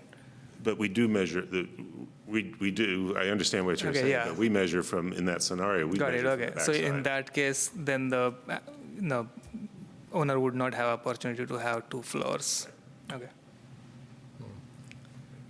Other questions? I want to make sure we ask for any public comment on this item as well before we have discussion.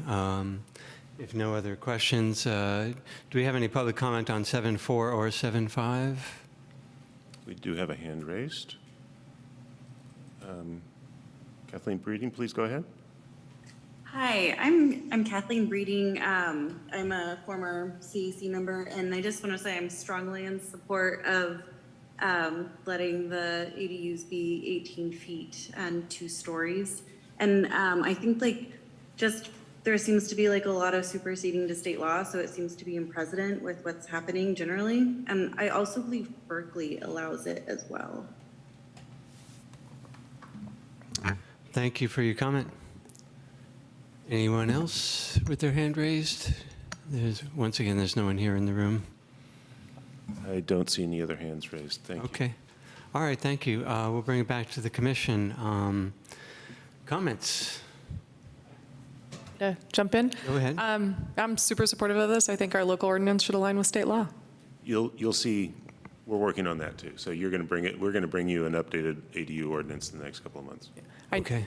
It's hard to keep up with all the changing state laws, but I think as we can, it makes sense to make that a change. And so if this is part of that, let's move it along. I'm supportive. All right. Other comments over here, Commissioner Hudson, Commissioner McLeod? Yeah, I support this 100%. Makes sense to me, and obviously we have to conform to state law. I guess the measuring of the height is a little tricky. I work in some jurisdictions, they take the average. We're just using the methodology that's built into the code as it is today. So it's not unique to ADUs. Right. But I guess it does penalize or potentially penalize hillside development in this case, which could make it harder. Whereas most of Albany is flat, and it's not an issue. But on a hillside, which there are some, it could be a little more problematic. There is a hillside overlay, so on those occasions when we see a hillside residence, the height measurements and standards are a little bit different. Okay. Well, I guess if it's applying all across the city, then we just leave it as is. But otherwise, yeah, I'm all for it. Yeah, and I can see you can easily get to 2 stories within 18 feet. Yeah. Slab on grade, 8 feet, 1 foot, 8 feet, 2-foot roof. You can do it.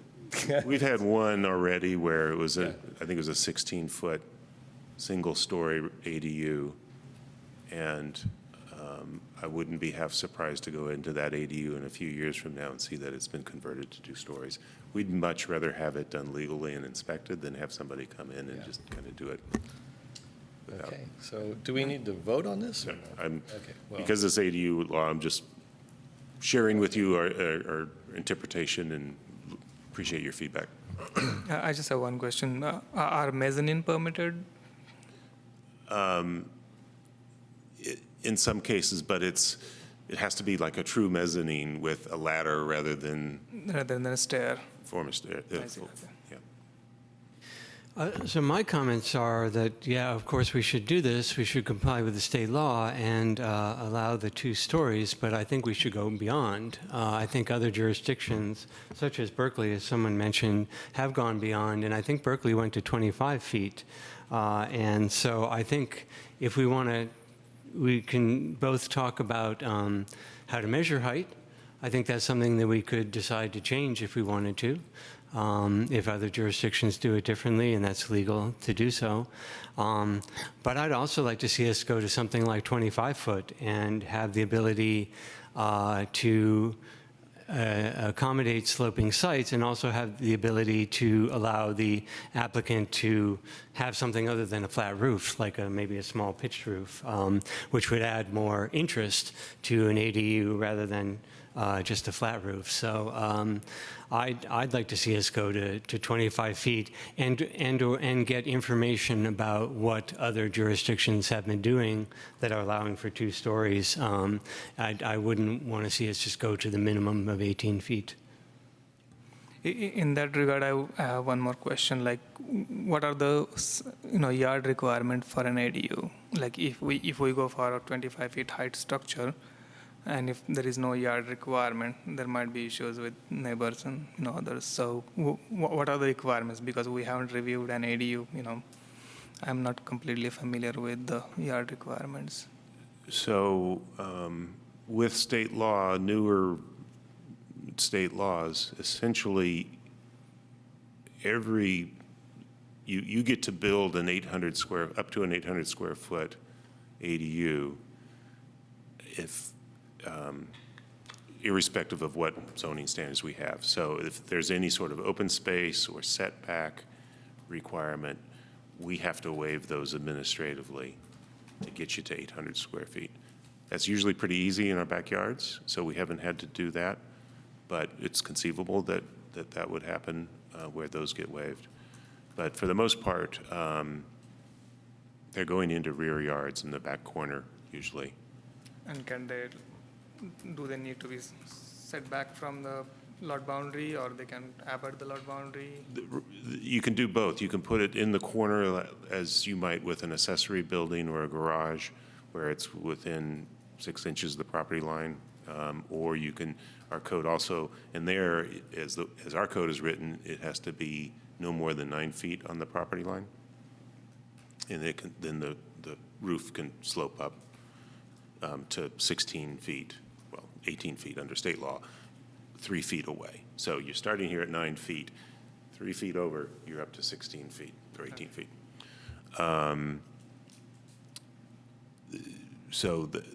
We're seeing, I'd say, it depends, about 50-50 of people who put it right in the corner against the property lines and others who pull it back a little bit. It just depends. We also have some properties that have sewer lines that go through the backyard. And so there, we obviously don't want them to build over our sewer line. Is it the case that if you build at the property line, you can't have any windows on that side? Okay, and you have to be 3 feet away from the property line before you can have windows? Windows and doors have to be 3 feet away, yeah. Yeah, okay. Further you are, bigger the window. All right, fire codes apply. Right. So the ordinance, the wording is, within half mile of a transit stop for 18 feet. So we're just saying, extend that like the parking. This would be another thing. The second you would get finished with parking, we're coming back to you with ADUs will be next on our list. Yeah, so similar, just extend that citywide and not have an arbitrary little zone, 16 feet. And it is within our discretion to allow it higher? I mean, or within our ability to draft the ordinance and say can be Yes. higher? Yes. Well, it would be interesting to know what other cities are doing, maybe some little study comparison or something. Yeah, I would like to see that data before I would vote for, I don't think I would vote for only 18 feet. I definitely want to see higher. Well, once you get to 25, it's, I don't know, we're shading into like a whole different kind of zoning. Right? It's almost like 2 residential units per, it's like, Why don't we just Which- create two, Right. I don't know, go to Yeah, and it could create more. R2 everywhere. And Neighbors. clearly, I mean, Right. it's, at some point, it's But that's- blending R2 and ADU or something. Potentially have Yeah. 4 buildings on a lot, right? So 2 ADUs and two primary residences, so, If you split the lot, yeah, Big lot. yeah, yeah. So, I mean, I don't think that, with 0 parking. yeah, yeah. So, So I don't Okay. think that, increasing ADU to 25 feet is a huge difference from what we have with SB 9. Yes? I just have a question. Maybe it's, sorry. It says here, recently adopted state laws mandate 18-foot height. So that means that you can't go above it at this point? I mean, do the cities have any flexibility? I mean, certainly, do we have to conform with state law is number one. Yes, we do. You do because you'll get fined or something. Well, it's a constitutional requirement that the I think it's supremacy clause or something in the Constitution, that the higher levels of government take precedent over anything we do. So if they expressly say ADUs are allowed to go to 18 feet, it doesn't matter what we have to allow that. And this is an area where there's a lot of attention on us, so people do know that. The people who build ADUs know what the state law is, and if we were attempting to enforce 16 feet, we would be challenged right away on that. So going to 25 feet would do, we would have 25, to yeah, this, I have to may do have, something else, perhaps. I should have written this a little bit more carefully. The state laws mandate a minimum of 18-foot height limits. Thank you for that comment.